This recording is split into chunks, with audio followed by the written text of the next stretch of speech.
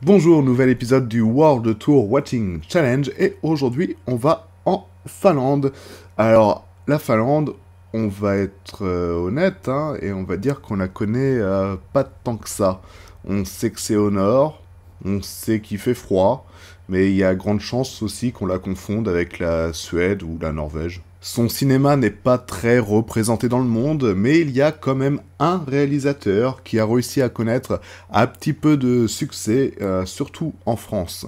Il s'agit de Aki Kaurismäki qui connaît une certaine popularité, une certaine reconnaissance avec son film La fille aux allumettes en 1990. Grand fan de cinéma français, il va engager pour son prochain film J'ai engagé un tueur, une figure du cinéma français. J'ai nommé Jean-Pierre Léaud. Et si vous ne savez pas de qui il s'agit, je vous conseille vivement de regarder ma vidéo sur la maman et la putain. Il ira même jusqu'à réaliser 2 films en français, La vie de Bohème en 92, si je ne dis pas de bêtises, et Le Havre en 2011. Et oui, il y a un film sur la ville du Havre, comme quoi tout est possible.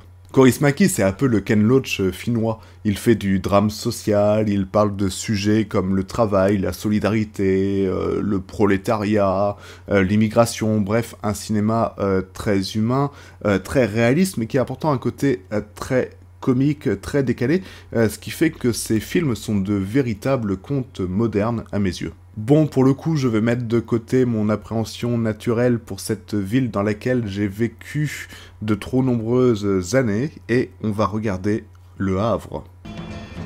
Ça aurait pu être une carte de métro, Seigneur. Il n'y a pas de métro au Havre, au papier. Nous cherchons un petit garçon noir. On l'a vu dans les environs.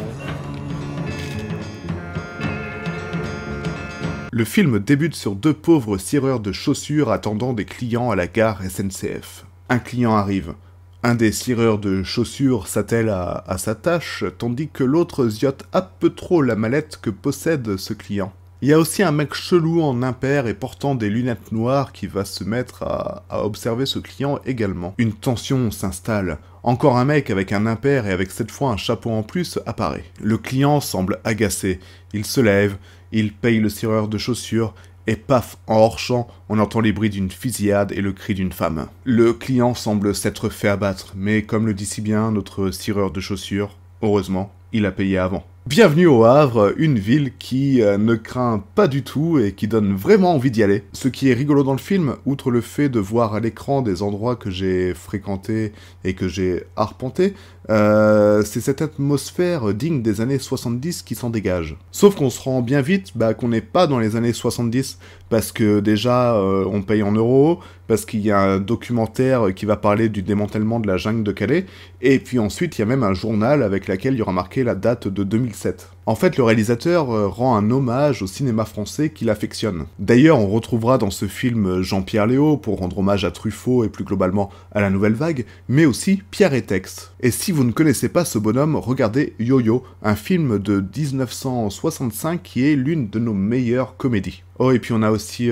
Jean-Pierre Daroussin qui joue ici un commissaire enquêtant sur la présence de migrants dans un container. Le combo Havre plus immigration, ça aurait pu faire quelque chose de bien glauque, mais c'était sans compter sur la réalisation de Aki Kaurismäki qui permet d'alléger ses problèmes. Déjà, sa vision un peu naïve d'une France coincée dans les années 70, prête à sourire et nous fait plutôt du bien.